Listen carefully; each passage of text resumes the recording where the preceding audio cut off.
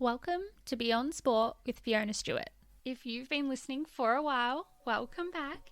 If you're new to the show, I'm your host Fiona. My passion for sport really started when I was a competitive swimmer. This led me to study sport development at university whilst also working within the sporting industry. I'm a huge believer in sport being used as a tool for good. Each week, I'll bring you an episode with someone involved in the sporting world. It could be your local high school teacher or your childhood or current sporting hero. The difference is that it's not your typical type of questions. We talk about the highs and lows in their journey through sport, but also what they've learned from it and how it's made them who they are today. There's also a strong focus on how being involved in sport can impact the community. If you haven't already, make sure you hit follow wherever you're listening so you don't miss the drop of each new episode. If you're after some bonus content, then you can check out our Instagram or Facebook page at Beyond Sport with Fiona Stewart.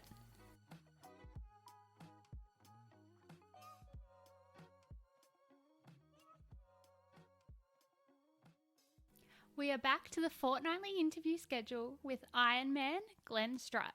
Glenn started off as a competitive swimmer. However, funny enough, our paths didn't cross in the swimming world. It was years later on a beach at the start of a triathlon. In this episode, we hear about Glenn's journey through sport and the roller coaster that life outside of sport can take you on. But at the end of the day, sport can be the tool to help you keep going. With the Commonwealth Games on right now, and after watching the World Championships of so many sports, it's a timely reminder that at the end of the day, we are all humans going through our own battles and working towards achieving our own goals, no matter what sport you do or level you participate at. Before we dive into the chat, just a reminder to reach out on Instagram or Facebook if you've enjoyed today's episode, or even better, share it with a friend who you think would like it. Glenn, can you please tell us about your sport? I know you've had a few and how you got into them. Yes, I initially started off as a swimmer back in school. That was where I spent most of my training days, I suppose.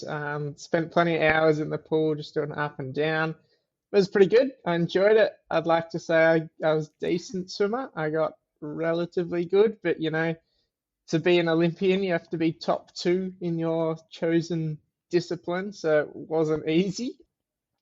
I gave it a crack, but didn't quite get there. It was good fun along the way and lots of memories, and training was good. But it got to end of year 12 and decided that was probably my time. Decided to focus on the next chapter of life. I focused on uni for a few years, didn't really do any competitive sport as such. Still very competitive, but I didn't have a sport for a little while there. There were plenty of things that I was wanting to do. And then I guess I kind of needed a bit of a push. So I think with everybody, no matter what sport it is, you kind of need a little bit of a push to get going. I always wanted to do triathlons, which is then, where I am now. And then, yeah, I sort of had a bit of a push. So for me, I think it's different for everyone. For me, it was leading into my exams in third year of the 5-year course. So yeah, we had a pretty hectic exam schedule at that point. I had like 10 exams over like 3 weeks. My grandfather, he passed away. So that was pretty tough. I had to keep going through that.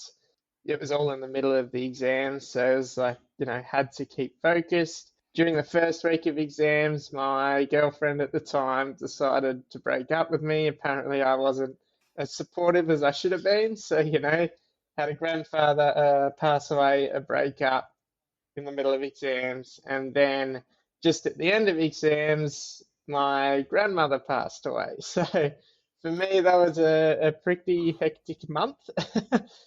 Both grandparents passed away, and I could say it was my first proper relationship. Went through a bit of a breakup there. So for me, that was a real tough time. And for me, that was my push. That was what I needed to be able to get on to the next chapter of my life. For me, I could easily have seen how easy it was for people to sort of slide back into their comfortable state that I had to focus on me. I had to work towards the next chapter of my life, and that involved, achieving some pretty big goals. Oh, wow. And that was the start of your journey in triathlon. Just some sprint distance triathlons, the smaller stuff. As I said, swimmer growing up, always wanted to give triathlons a go, and I still had that competitive nature. So yeah, I'm like, all right, I think it was 6 months away at the time, so I'm like, I'm just gonna do it. So I went out, worked hard for 6 months, passed all those exams, got through all that hiccup. And then over that 6 months of training, I began to realize that by working on myself and doing things that I wanted to do, I was getting a lot more joy in life than just doing things that I thought had to be done because society said, do this, do that. So that was awesome. I went through, I got through that first sprint triathlon, smashed it, loved it. I'm like, all right, sweet, what's next? Like, you get hooked. So I think it was like a month later, I got up and yeah, decided I'm like, all right, let's keep rolling with it. Got through my next sprint triathlon and then the Olympic distance triathlon. And that was a big task, but I'm like, yeah, that was good, but I can do more. Like, what else is there? Like, let's keep going. I was on a high. I was doing what I loved, things that I hadn't done for a while, and focusing on the things I enjoyed. And for me, getting up every morning, it was better. It was easier. I got through the hard stuff, and then able to keep working through it. So I'm like, yeah, we're gonna go for a half Ironman and the marathon. And so I think that was the end of 2019 was when they were set. I think it was October was the marathon and November was the half Ironman. So I'm like, yep, we're gonna keep pushing towards them. Everything was going pretty smoothly. I was, loving life again. And then we sort of got to the second big speed bump for me. That was when my parents actually separated, so bit of a shock. So it was a big blow.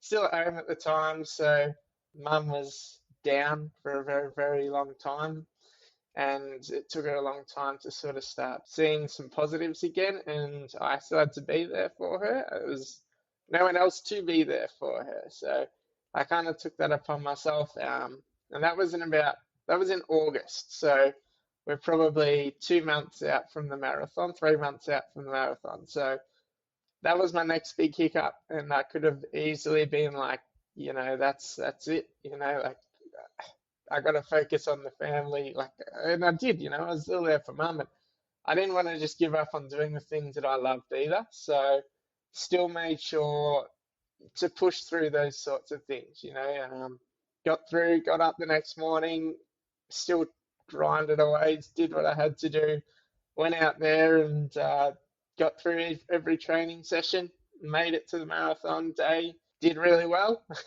I think I went like 3 hours 33, for my first marathon. So that was pretty solid. I was pretty happy with that. And then it was a 6 week turnaround to my first half Ironman, which was again another big thing. Got through that as well. I think it took me 4 hours 52. That was up in Penrith, so Sydney. Yeah, it was good. It was good. Got through that, and I'm like, all right, there's only one thing left now. Like I've gotten through a fair bit of crap. I don't want to swear. Sorry. You can swear if you want. Okay, cool. I got through a fair bit, and I'm like, you know what? I've done the marathon. I've done some sprint triathlons, Olympic triathlons. I've done a half Ironman. There's only one thing left, and that was, the full Ironman. So I got home after Penrith's half Ironman, and I'm sat down. And I'm like, all right, what's next? How do I do it? What do I have to do? So this was the end of 2019, and I set the goal of Busselton, which is the end of 2020. Mm-hmm. That was going to be me becoming an Ironman. I would have been like 22 or 23 at that point. I really wanted to tick that off before the next chapter of my life. Figured out the training program, figured out what had to be done. And then, of course, everyone knows the next big hiccup, the third big hiccup was COVID. So that was for me my third major thing. So, I've got for me, the three. The grandparents passing away and the breakup during exams, mum and dad leaving, and then COVID just screwing everything over. So I think we got through a half Ironman in Geelong in 2020 at the start of the year, and then after that there was like nothing. Everything was being Hmm. cancelled. So I had a couple of half Ironmans prepped to sort of do the lead up, and they all got done, and everything that went, everything that came up, it just got scrapped. So it made it really difficult to not only achieve the goals, but to actually get up every morning and do what you had to do. Because a lot of the races, I'm guessing for across any sport, there was a lot of uncertainty, and you never knew what was going to happen with the sport and the race until it got relatively close. So it meant you had to get up every morning and train and do what you had to do without even knowing if it was worth it. Like it might not have happened at all. So that was that was a bit of mental resilience that you sort of had to develop to be able to do it. I think Busselton got cancelled like 5 weeks before the race, Hmm. so or 5 or 10 weeks. It was pretty close. It wasn't super close, but it was pretty close. Um, and then yeah, that got cancelled. So that was a tough gig for us. That was the first time I'd put in a lot of hours, and that was the first time I couldn't do what I had tried to do. I hadn't been able to achieve the goals that I'd set out to achieve.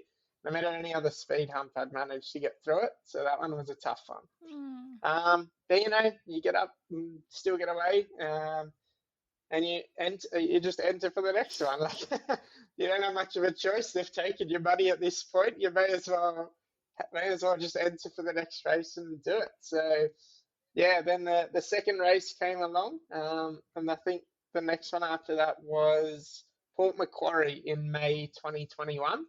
Um, so between December and then, I had gotten through another half Ironman in Geelong in 2021, which was good. Mhm. That was going well.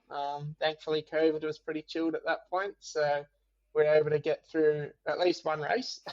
But of course, Port Macquarie didn't go ahead, not because of COVID, but Port Macquarie got cancelled because of flooding. So the water, it caused the roads to be damaged, and they just didn't. They said it wasn't safe, so they cancelled that one on us. So that was the second cancellation for me.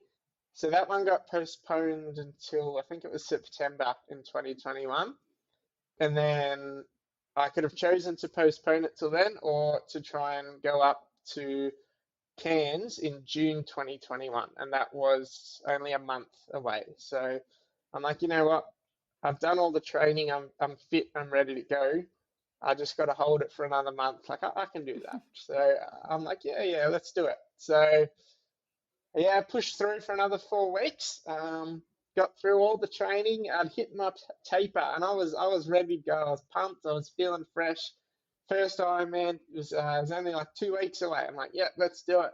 And then good old COVID decided to come back, and then 10 days prior to Cairns 2021, Mum and I hit the road. We got in the car because COVID was becoming a bit of a thing. It was getting scary, and we're like, we have to do it. We've done all the training. We've had 2 cancellations already. We have to do it. So we got in the car. We started driving. We made it pretty much all the way to the border between Victoria and New South Wales, and then everyone decided to shut us Victorians out because we're all crooks. So we had to turn around and drive home for 3 or 4 hours, and that was a big one. Mm. Yeah, that was like 10 days away. I could see it. I was through all the training and everything. That was probably one of the hardest points for me in terms of training because I had done it all. At least prior to that, the 2 cancellations, I had almost made it. But like there was still a little bit of a leeway. Whereas this, I was already in taper mode and I was ready to go, and I just couldn't get there. So that was a tough one. I think I was down for a good couple of months there in terms of trying to get up and do the training. It just wasn't really working for me. But they still had my money, so I still had to try and do another race. So then it was going to be, I realized WA were going to be pricks and they weren't going to let us in. So I'm like, no, we're not going to go to Busselton. We're not going to try that again. Tried to do Taupo, which is New Zealand, in 2022. So I'm like, all right, that gives me about 6 or 7 months by that point. I could have a good time to dip and then slowly build it back into it.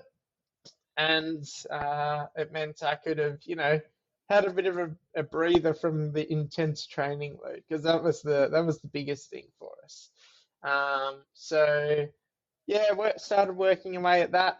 And then this one, we got plenty of heads up. New Zealand, I think they gave us about 15 to 20 weeks. They're like, no, we're not letting anyone from any other country across the border. Um, that one I had enough leeway that I wasn't like completely wrecked by the time I discovered that news. So that wasn't too bad. So the fifth event entry was, yeah, Cairns 2022. And thank God this one went ahead because I don't know if how I would have gone with a fifth cancellation. But that was really cool because, and then I was able to do a couple of half Ironman. So again, did Geelong. That was my third time in 2022. And then the Melbourne half Ironman, which I was pretty happy to be a part of. That was the first race of at that location. So the first time that St Kilda hosted the half Ironman. I was pretty happy to be a part of that.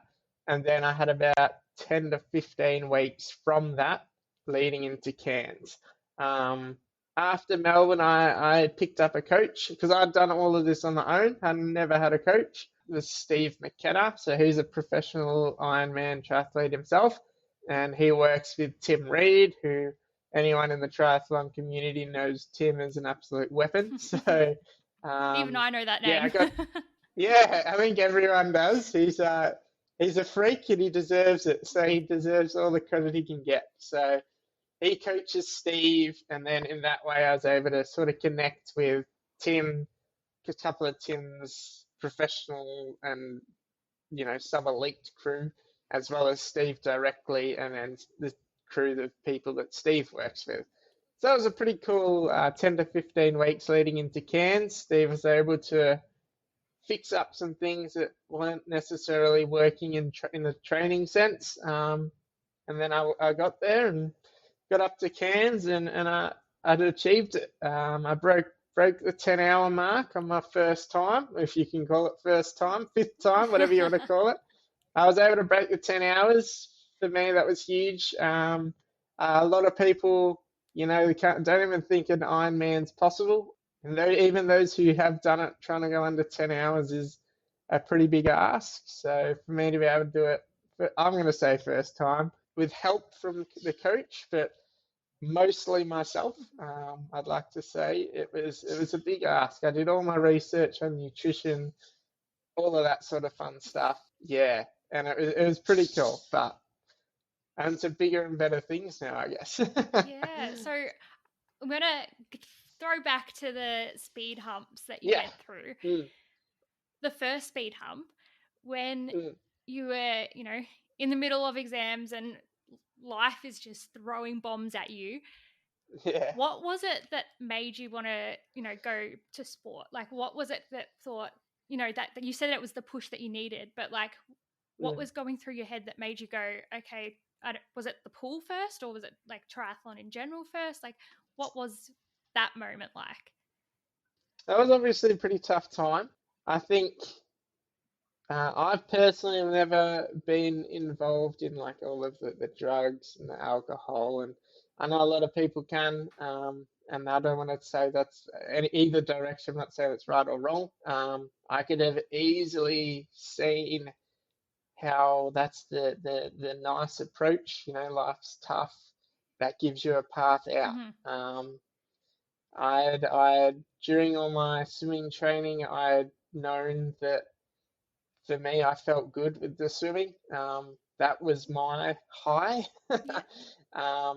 And for me, I couldn't have taken that easy approach. I had to push my body, had to find myself again in that sense. Stop just doing what everyone else said was the nice, easy thing and just do what I wanted to do and enjoy myself, my life.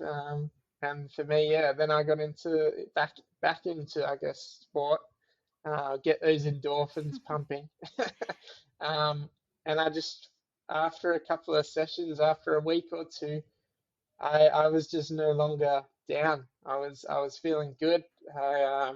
It was able to help me keep focused through the exams, to keep studying, even though, I had a couple of funerals and all sorts of stuff going on at the time. And then I kind of broke down for a good week. I was just like everything just kind of hit me. And then I'm like, you know what, I still felt good. That was what made me feel good. So I could sit here and be miserable and down in the dumps forever, or I could, yeah, get on with my life. So I did. I decided, I'm just going to do it. So yeah, that was probably the initiator in that Yeah. sense. I mean, obviously you have all sorts of milestones along the way. People, they get injuries. I had injuries. I think I had a couple of stress fractures, all sorts of niggles. As an osteopath, I was sort of able to self-manage myself. So I kind of knew how to heal my own injuries. So again, I was very much my own coach. um, and injuries are big blows, they can really shake up your training. When I had a stress fracture, I couldn't even run for about 8 weeks, but you sort of have to use that as an opportunity to look elsewhere. For me, when I couldn't run, I was able to focus on the swimming and the cycling. And during lockdown, we couldn't swim, so I was able to cycle and run. But those opportunities also meant I was able to, look into my nutrition. I had more time, so I was able to nut that out and figure out exactly what I had to eat and that sort of stuff. And I lost a bit of weight, got to a healthy training weight, healthy racing weight, learned about all that sort of fun stuff. And they were probably, the milestones. I haven't had a win yet, but I'd say every single finish line is a pretty big win. It makes you get that fire burning and want to get after that next race, and it keeps that passion alive. So between all that stuff, you sort of have to use every opportunity as the next biggest thing. I definitely think the biggest milestones in someone's sport aren't always the highs, but they're probably just as much the lows. That's what sort of like it strengthens your resolve. It kind of forces you to remind you about what the reasoning you're doing what you're doing. You can't. A lot of people say like, how the hell do I do it? Like, how do I fit in full-time work and 20 hours, 25 hours of training a week? And it's not easy. There's plenty of early mornings, especially when the weather's as crappy as it is right now. It's freezing and you don't want to get out of bed, but it can be a hell of a lot worse. And you have to sort of remind yourself as to what it was why you got there, what you're doing, how you got to the position you're in, and all those negative speed humps or whatever word you want to use. Those are the ones that kind of force you to get up and get after it. And I mean, I had four cancellations. And most people would have given up after one, like they say training for an Ironman's like one of the hardest things. And I did it 5 bloody times and I still managed to do it. So I mean, I'm nothing special. So I think if I can do it, or if anyone can do it, there's no excuse. People always say, if you're passionate enough about something, no matter what it is, you always find a way to do it. A lot of people, it's their family, their kids, that's great. Or you might be going after a promotion at work. If whatever it might be, you do it. You find a way to do it. So if you're really, really passionate about it, no matter how hard it is, you will do it. So I think that's probably, one of the biggest things that I took away from it. Like, there's all sorts of, interruptions to my planning, and it's just, you're just gonna push and find a way and have a clear understanding about the reasoning behind it. and you'll get there. So I love that perspective. I think it's a perspective that sometimes we lose when things go hard or things are tough. And to be able to bring it back to why you do something or what it makes you feel. I know the thing that got me back in the pool and swimming competitively again when I was 20 was a relationship breakup and a death in the yeah, family. And it wasn't at yeah, all, I didn't have two deaths in the family or exams at the same time, but it was it was enough to shake me up and go, okay, well, who am I? What do I enjoy? What makes me happy? And to yeah. be able to go back into that space, and I was like, the pool makes me happy, or It's exactly right. being able to go, oh, training makes me feel good, and I'm accomplishing something. And then I broke an arm in the middle of all that, and I remember like thinking, am I going to give up or am I going to continue? And I did. I like continued. And you, coming from a swimming background, you would remember like if you haven't competed in a while, you have to re-qualify for things like states. Yes, yes, yeah. I think you can only last like a 1 year or Yeah, something. I So had to I had to re-qualify for states, and that was like yeah, after not swimming competitively for a few years and then having a broken arm. It was my elbow. They told me I'd never be able to swim again. I was like, watch me. stuff. Yeah, nah, Yeah, yeah, that's fair enough. Give but him the like, middle finger. yeah, hearing that you had a hard time, and not at all is it a good thing that you went through that hard time, but you turned a negative into a positive, and hearing that like is incredible. I think that's, yeah, definitely one of the biggest things. As you said, like you're familiar with it, and it doesn't really matter what it is, what you're going through. As I said, if you really want to do something, you'll find a way. For you, it's like your broken arm. That was, it's not just make the decision and away you go. There's still going to be more interruptions to your program along the way. You got back into the pool after your breakup and then the death of the family. You're like, yeah, I'm gonna do it, I'm gonna do it, and then bang, you break your arm, and you're like, geez, well, that's now what do I just give up? But Mm. for me, that was when my parents separated just like 2 months before the marathon. I was like, well, do I really want to do it? And that was when you really had to focus on the resolve and the resilience and get back up and do what you want to do. It's very individual. Everyone's passions are different, but you got to find a way to do them. I think if you really want to Mm. do it, you'll get there. So that's a big thing. It is. And from like a coaching hat, like I'm putting on my coaching hat for a second, and I'm like, Yeah, well, it is individual because each one of your athletes are not just athletes, like they're humans first, and they've got mm, things that are happening. Like your three speed humps weren't even directly related to your sport, yeah. Well, like they that's were it. all in your life. Yeah, none of them were sport focused, but it was sport that got me through them as well. Mm. I mean, it might not be sport for everyone.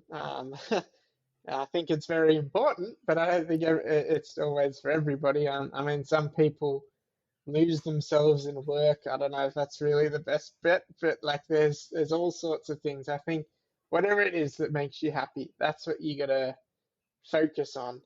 Whether it be reading a book or catching up with friends, that's those are the things that you gotta just focus on to help you get through the toughest parts of life Hmm. and yeah, build on it from there, I think. So for me, it was sport, but as I said, and it's different for lots of people, but yeah. And it could even change, like depending on where you are in your life. Like I know, we both grew up swimmers, Mm, so swimming used to be that for us. Now it's like changed to something else for you. Like you now do triathlons mm. and you're more in the distance space. But like you could find 5, 10 years down the track, it could be family or Well, pets that's or it as kids. well. Like, That's it as well. I yeah. also think, if there's got to be more to life than just getting a new car or, I mean, a lot of people, like they say they reflect at the end of the day, they're like, oh, the biggest things in their life, it might be having a kid, getting married, and that's all great. But I certainly don't want to sit down at the end of the day and be like, yeah, my biggest achievement was a new car. Like, I Mm. mean, if I didn't get a new car, I'd kind of be worried. So, what is it that I'm going to achieve in life? And for me, I can call myself an Iron Man. That's something that will ever be able to take away. I think it doesn't have to be, same as I said, it doesn't have to be sport related, but there's got to be something bigger to life than just being a cog in a machine and getting through the day. Not Hmm. taking away from anyone in terms of, whatever your goals are, they're going to be personal.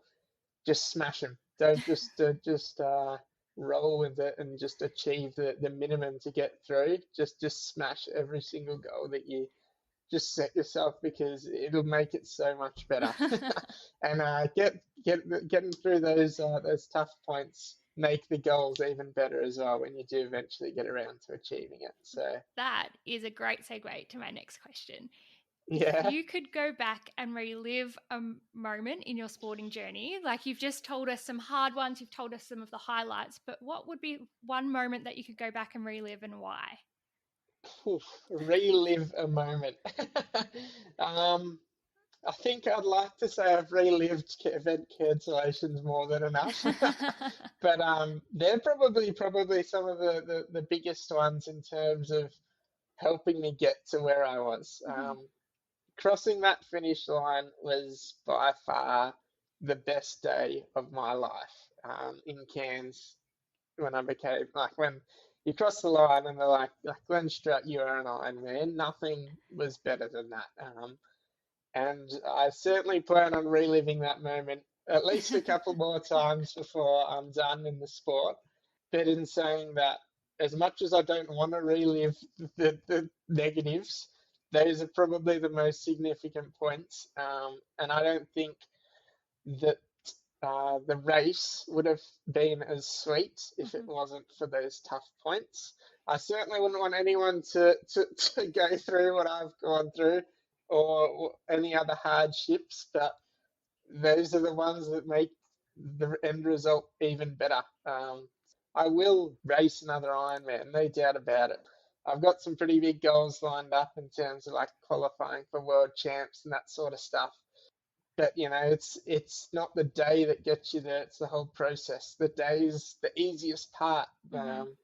You've done all the hard work; it's just putting it all together. So I think in terms of a single moment, that's a hard question to answer because yeah, that crossing that finish line was easily the greatest day of my life, but it wouldn't have been as great if it wasn't for all the negatives either. So That's a really yeah, balanced perspective. It's really awesome to hear that, like, yes, it was the highlight, but it wouldn't have been, as bright and shiny if it weren't for the lows that you had experienced. Like, it made you that's it. appreciate the joy way more than you would have. That's exactly right. And I guess, if you're just rolling with it every single day, if you're just rolling through the motions, it's you can sort of lose perspective of how awesome some of these milestones can be. Mhm. You just got to embrace it. Life's got highs and lows. Everything will get better, but it's sort of on you to get up and make the most of it. Like, Mhm. yeah, you'll get through. Everyone will get through a breakup, but it's sort of how you how you bounce back. That's what's going to be the biggest thing. That's what's on you to do. Yeah. Um, if that's something that a lot of people need to, in society in general, people can take something away. I guess, yeah, be just make the most of it, and it's on you. Like, as I said, everything will come good, but you got to do it. You Yeah. got to be the one who's going to do it. Yeah, yeah. And I know when I'm going through tough times and the world feels like it's ending and I can be a little melodramatic, I know that Todd and my family will be like, "Oh, Fiona, you drama queen." But the Yep, sun still rises the next day. Like, the world that's doesn't right. stop just because you're going through a hard time. And that, like, tells me that yes, you might be in the middle of the pitch black, dark right now, but there will be the morning or the light at the end of the tunnel that will come eventually. Yeah, and the harder you push to get to that light, the quicker it's going to get Yeah. there. Yeah. The brighter it'll be. Hmm. So if you really want it, you can do it. Yes. I like our metaphor speaking. So you've answered, a lot of your journey and how it's impacted you as a person, but has there been maybe one benefit sport has provided you that's like reflected over to everyday Glenn? Everyday life, everyday me. The biggest thing I took away from it all was definitely going to be resilience. Mm. Like with work, there's still going to be slow times at work and busy times at work. You're just going to trust that it'll get there, and you're still going to get up and grind away and get through the motions. The weather, it sucks. You can't get out of bed, but it's going to get better. Like you just got to roll with the punches, and just embrace them as best you can, because yeah, I think that's probably the biggest thing I took away from it all is if you're passionate about it, you'll do it, Mm-hmm. and you're just gonna keep digging deep and make the most of every opportunity. I don't know if that's maybe every single day of my life, every day, Glenn, but I think that's something that I've definitely learned. Hopefully that Yeah. answers the question. No, it does. It does. And it's, yeah, as you said that, the weather just like darkened in Yeah, the it's room I been a was sitting in. pretty depressing day, isn't it? I think last night it was pouring down with rain, and yeah, it hasn't been the nicest weather, that's for sure. But you Time know getting what? up. Spring is next. It is. It's only what, a month and a half away, so we're just gonna get through a little bit longer. Yes, resilience. Resilience. That's exactly right. Could spend a whole interview Yes, on that. we could. Yeah. Have you been involved in something where sport has been used as a tool to develop the community? Yeah, this is a tricky question actually when I first saw it. Personally, I have not been involved in the community in general. The biggest community I've been involved in is like the triathlon and the Ironman community. That's probably the most communities I've been involved in with the sport. But I think something that I would love to see going forward is more the way the community interacts within triathlons and Ironman. It's pretty special. It's a race, but every single athlete out there is out there to help each other get across the finish line. They're always chatting as best you can during the run when you're all absolutely cooked and you're like slurring all your words. You're like, yeah, keep going. You're trying to at least. But it's definitely support. For me and at Cairns in the Ironman, there were about 3,000 competitors total between the two races that were happening on the day. I reckon every single athlete probably had at least one, probably two or more supporters. And then there were all the locals who had come down as well. So for the run, there were thousands and thousands of people. I didn't know any of them. I only knew mum and dad, but literally every single person would say my name because it was on your bib, and there were so many people just supporting each other. And in terms of a community base, that's a pretty awesome community to be a part of, I think, in the race. And I'd probably love to see that approach broaden within society. Mm-hmm. Society in general, it's at a point. I don't want to get too politically correct or anything. Don't want to say the wrong thing, but this is the thing. You can't sort of say the wrong thing because people are too scared to speak up, to voice their Mm-hmm. opinion in case they offend the wrong person or whatever it might be. I think it would be pretty awesome if we could get to the point where everyone, doesn't matter who they are or what background, they just support each other. You should be able to say what you want to say and not be afraid of offending the wrong person and getting yourself in trouble. Everyone should just be out there, and whether they agree or not, they just yeah, support you for that. That's what I mean. Like the race, there was so much support coming down the finish line. There were probably like 100 people. It probably felt like the whole MCG was there cheering me on. So I think if you could get that sort of atmosphere or feeling with whatever it is in life, and have society in Mm-hmm. general that supportive of one another, that'd be pretty cool. I don't know if that's the right answer that you were looking for, but I think that's something that's pretty special and cool as well. So Yeah, I think it's quite unique. And I love that you've mentioned triathlon mhm. because obviously we've been both part of the swimming world and like the community that's in that, but it can be very political if you're on the wrong not on the wrong team, but if you're on a different team for someone, you can't really, it's seen weird if you cheer for them. And I Yeah, used to it get lots is. of weird looks when I would cheer for my friends from school, but they weren't from my club. Yep. And I hated that part of swimming. I didn't Mhm. understand why I couldn't cheer for someone who, you know, wasn't on my team.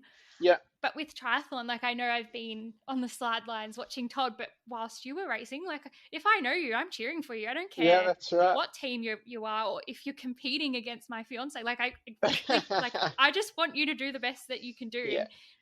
And that's very, it is a very triathlon thing. Like I have seen that embedded in the community, the tri community anyway. Yeah. Well, I think that's a big thing. Yeah, I think there's so many people out there. As I said, there are like 3,000 athletes. I probably like 3% of them are competitive and trying to win. Mm-hmm. Everyone else is just trying to get to the finish line. Like, I don't care how many people they beat or what time they do. It's just about making it. Everyone sets their own little goals, and it doesn't really matter what it is they do to get there. Mm-hmm. They're going to do it to do the best they can. As I said, for me, a big goal was going under 10 hours. But even if I didn't do it, I would still be the happiest man in the world that day. I'd still have raced and finally become the Ironman that I'd wanted to be. And now the next goal, as I said, is to try and qualify for the world champs or something along those lines. Who knows how long it'll take me, but end of the day, everyone's out there to support each other. My goal is my goal. The person next to me is trying to do something different, but Mm-hmm. we're all trying to get each other across the line. It's a bit of a war zone out there on the day. So I think if we can, yeah, everyone works together and helps get each other across the line, that's pretty special. So Yeah, yeah, and it shows really great sportsmanship as well. Like absolutely.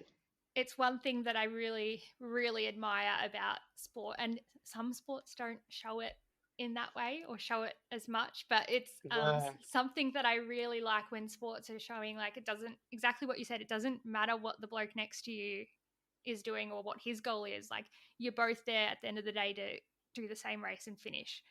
Mhm. And like the respect that comes from that, and then the ability to show, being a good sport or being a good role model or example, or not even team member, like just competitor on the field is incredible.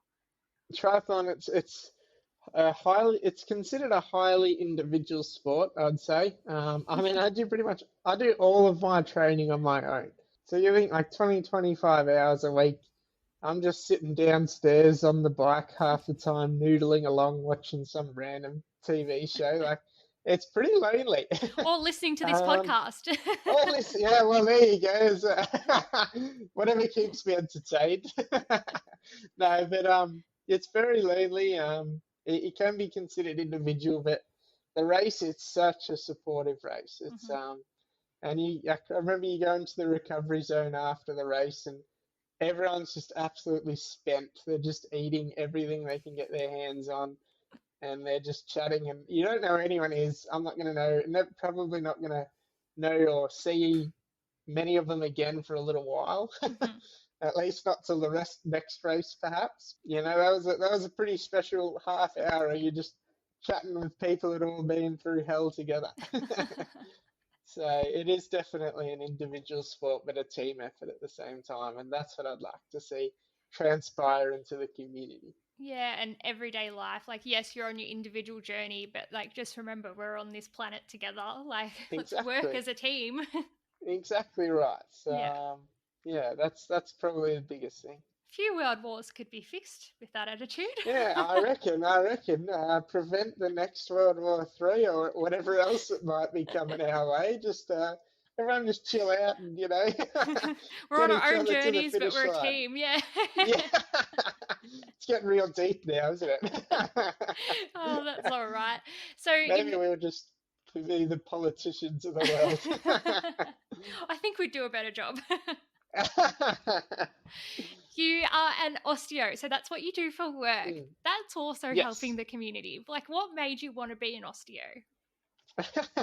Yeah, well, that's a tricky question. I don't have a nice, smooth answer for it in that sense. I guess, as I've said, like during school, I was a swimmer, took Mhm. up a lot of my life. I was always like in and out of the physio, the osteo, whatever, the myotherapist. It was a messy. I guess with every sport comes their injuries. So I was familiar with it. Mum and Dad were both predominantly office-based workers. Well, when I'm growing up, and I didn't see myself sitting in front of a computer all day every day, but I couldn't really see myself going down the trade path either. So for me to be able to harness a bit of everything in terms of my sport and be able to access my knowledge, learn, and be able to help the community in general. The thing that kind of culminated all of those things was something along the physio osteo path. I ended up choosing osteo. Part of the reason was I got to become a doctor at the end of it, which is pretty cool. I don't think many people can say they're a doctor and an Ironman, so I think that was a pretty cool little thing. I actually didn't even uh, realize properly until about halfway through, and then there was rumors of it, and then everyone's like, "No, you actually do become a doctor," and I'm like, "Oh, that's sweet." So I became a doctor. Well, you can push that in Todd's face a little bit and be like, guess what? We started osteo at the same time. But you know what? I'm a doctor and an Ironman before Yeah, you. well, that's right. That's exactly right. So I don't know many other doctors and Ironmans out there at the moment. So I think I'll take that. And, yeah, it's pretty awesome. It is. Next step, doctor and Olympian. I know a few of Oh, those. jeez. Well, I think the Olympic distance at the moment is a bit short for me after I'm just, I've got an endurance engine in me, but the Olympics tiny compared to what I'm used to. Yes. But yeah. No, and it's good that you use that passion for sport and even like the awareness of what osteos and physios and myos do to help people in, everyday life, but also athletes. And then you use that to kind of direct you where you wanted to go in your career. Like, I think that's pretty cool as well. Yeah, well, everyone's past is what sort of shapes where they go in life, their future in that sense. Whether it be, what you're exposed to when you're younger, if you see that your parents are in the trade and then you want to take over that trade, or whether it be your sporting background as to help you develop into your ongoing profession, or whether it be, all of the negative side of things helping you drive the goals going forward, no matter what it is. The past will always have a reflection onto and just help shape who you are when you get older, and it'll always do that. There's always things to learn from the past. It's how you respond to everything and how you embrace it and what you do going forward. That's what's going to be the biggest things to help shape you as a person. So. Love that so much. That is so good. Okay, you've given us a lot of wisdom so far. Like, I'm thinking Sorry, all of the maybe sound clips that I can make out of this episode. sorry about all that. It is Dumped incredible. a bit on No, it's great. I love it. Makes my job easier when I'm doing social media. But the last question, and I'm really interested because you've gone really deep so far. Where do you see the future Right. of sport? The future of sport. I think sports can obviously play a big role in society going forward. I don't know whether it's necessarily as a result of COVID or just society in general, but I think a little bit of everything's kind of caused society to, in general, become a little bit slack. We're so used to getting everything when we want it. Like, for example, when I was a kid, you had to wait every single week to get the next episode of your TV show. These days, you get a whole season on a day and you can just binge it, like we're used to getting things on demand. We don't have to wait. We don't have to be as patient as we used to be. So as a result of that, I think society in general become a little bit slack, a little bit lazy, and we're used to getting things. We're not used to getting out and getting them done ourselves. I think sport, at least for me, it taught me, or it helped me recognize the importance of setting goals and how awesome it is to achieve it. I think sport plays a major role in society in general in helping people, set goals, and it helped them understand how special it is to achieve those goals. Um, so I think, where does sport play a role in the future? I think it'll hopefully help people recognize the importance of setting those goals, um, and make them, sit back and, as I mentioned before, reflect what it is what have they achieved in life? What is it that they're gonna sit down at the end of the day and be like, I did that.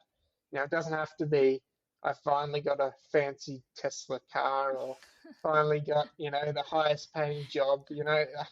What are you really gonna be like? I did that. Like I did Mm. something that people didn't do, and like that's something special. A lot of people, they say like, oh yeah, I got through my book.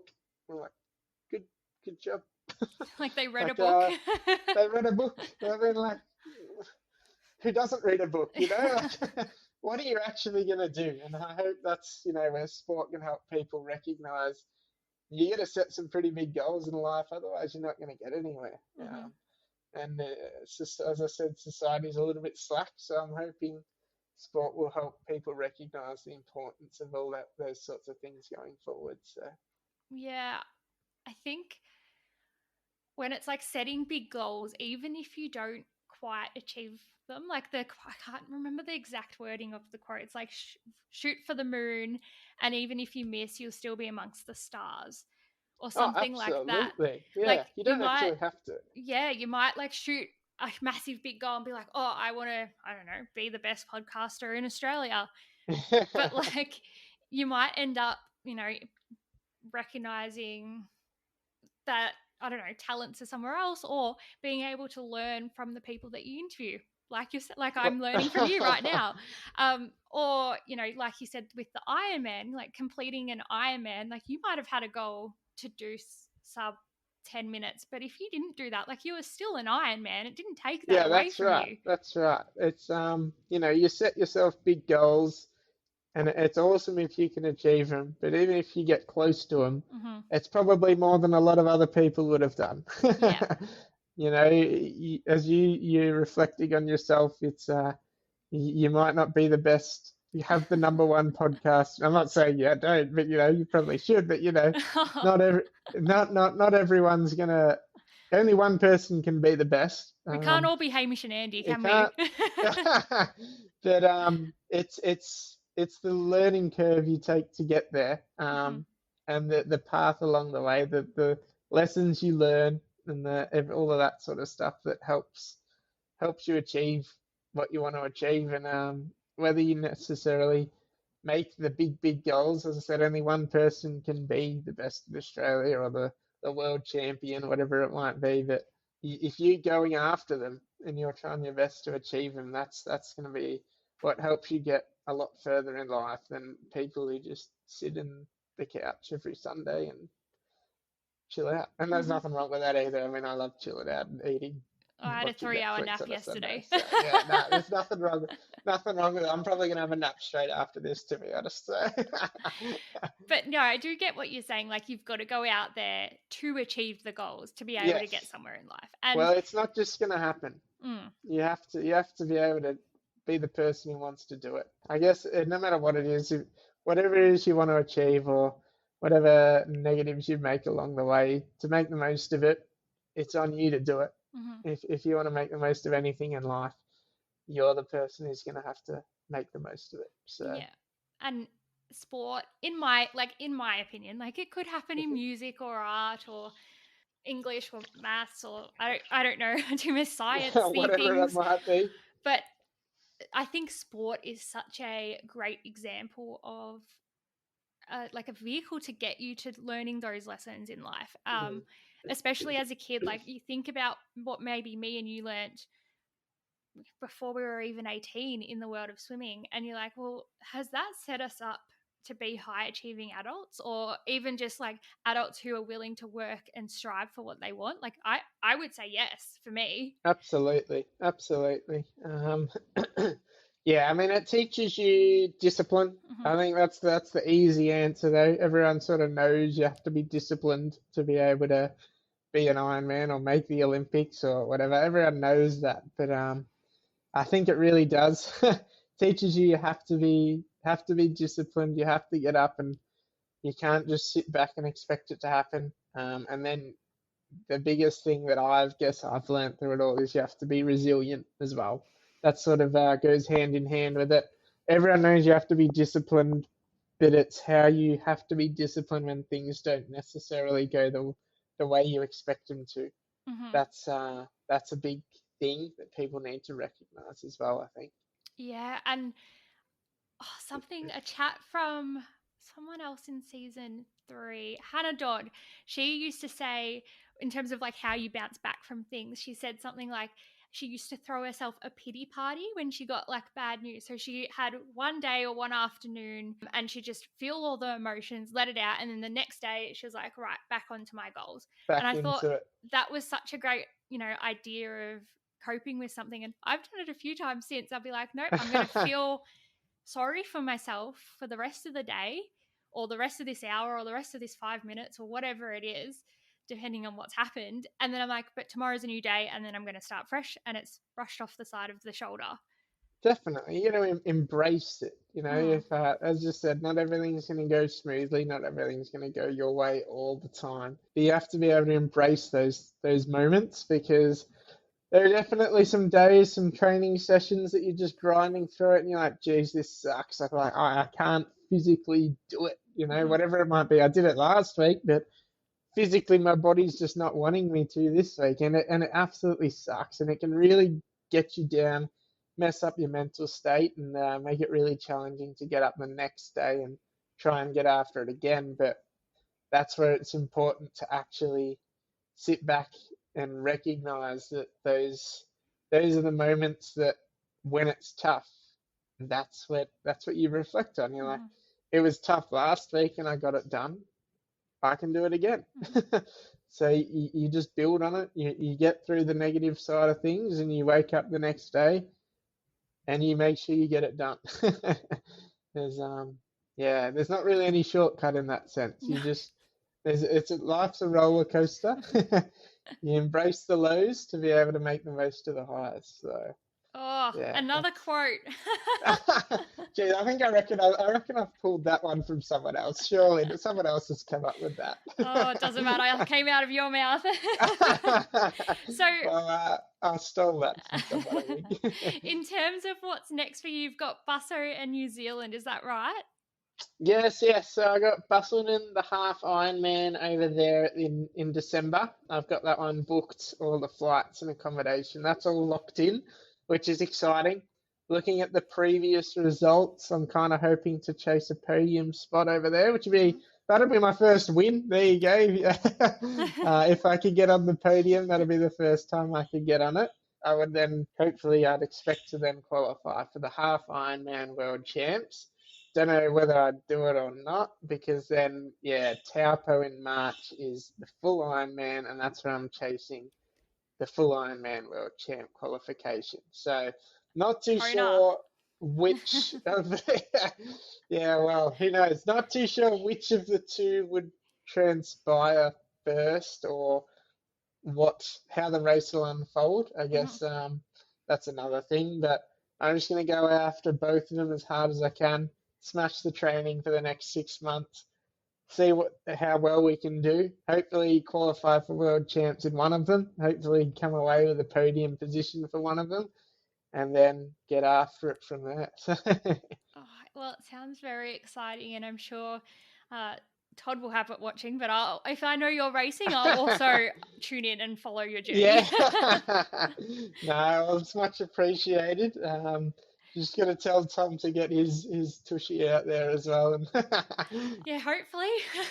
That'll be exciting. That'll be exciting. Yeah, I'd love to be out there racing him again because last time he was racing is when I was still getting into it. So I'd love to be able to see where we're at and butt Yeah. heads out there on the course Well, again and you see you who's pop him where. down. You pop him off the podium. That would be nice to see. Well, that'd be pretty. I'd be happy with that, wouldn't I? Be like, well, that's what happens when you train consistently. No, it's not easy. But you can't always train all day every day. You have to have the other aspects of life to be able to train as well. Otherwise, physically you just won't keep up, or mentally you won't keep up. So you have to have the balance as well. Yes. Well, Glenn, thank you so much for coming on. Like, you've had Thank you for a having me. huge journey in sport, but sharing what you've learnt from it, I think will, like you said earlier, hopefully spark something in someone else and help them get through a tough spot. Yeah, it's all about getting up and pushing through and getting it done. So No, it's you an can do it. inspirational message. I love it. Well, thank you again. No, thank you. Thanks for having me on. It was great. Hopefully I didn't ruin your Sunday morning too much for you. Love it. Yeah. Awesome.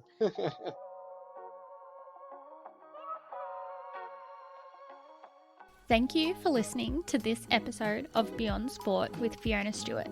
This is a completely independent podcast that has been created to share the journey and lessons of top-level sporting professionals, but also your everyday lover of sport. If you liked this podcast, I'd really appreciate if you could leave a review and share it with someone who you think would also enjoy it. Until next time.